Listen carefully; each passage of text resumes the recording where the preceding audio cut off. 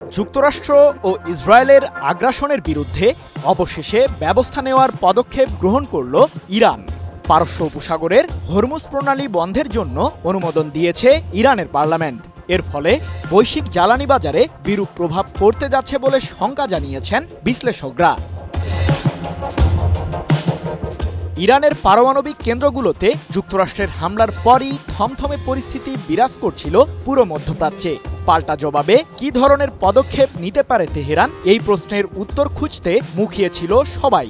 অবশেষে তেহরান জানালো তাদের সেই উত্তর, যার কারণে বাধার সম্মুখীন হতে চলেছে বৈশ্বিক জ্বালানি তেল বাজার। পারস্য উপসাগরের হরমুজ প্রণালী বন্ধ করতে ২২ জুন ইরানের পার্লামেন্টে ভোটের আয়োজন করা হয়। এরপর দেশটির আইন প্রণেতারা ঐকমত্যে পৌঁছালে হরমুজ প্রণালী বন্ধের সিদ্ধান্ত হয়। তবে চূড়ান্ত অনুমোদন দেওয়ার অধিকার রয়েছে ইরানের জাতীয় নিরাপত্তা পরিষদের হাতে, যা দেশটির সর্বোচ্চ নিরাপত্তা কর্তৃপক্ষ। ইরানের প্রতি মার্কিন আগ্রাসন এবং আন্তর্জাতিক সম্প্রদায়ের নীরবতার প্রতিক্রিয়া হিসেবেই হরমুজ প্রণালী বন্ধের সিদ্ধান্ত গ্রহণ করতে যাচ্ছে তেহরান, এমন মন্তব্য করে দেশটির পার্লামেন্টের জ্যেষ্ঠ আইন প্রণেতা ইসমাইল কাউসারি বলেন, আমাদের পার্লামেন্ট এই সিদ্ধান্তে পৌঁছেছে যে হরমুজ প্রণালী বন্ধ করা উচিত। তবে চূড়ান্ত সিদ্ধান্ত জানাবে আমাদের সর্বোচ্চ জাতীয় নিরাপত্তা পরিষদ। ২২ জুন এক প্রতিবেদনে বিষয়টি নিশ্চিত করেছে ইরানের রাষ্ট্রীয় সংবাদ মাধ্যম প্রেস টিভি।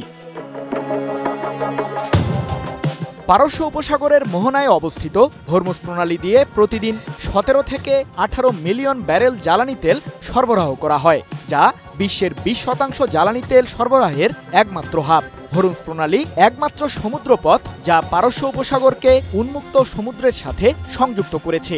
ইরান সহ সৌদি আরব, কুয়েত, সংযুক্ত আরব আমিরাত ও ইরাকের মতো প্রধান তেল উৎপাদনকারী দেশগুলো এই প্রণালীর মাধ্যমেই তেল লেনদেনের কাজ করে।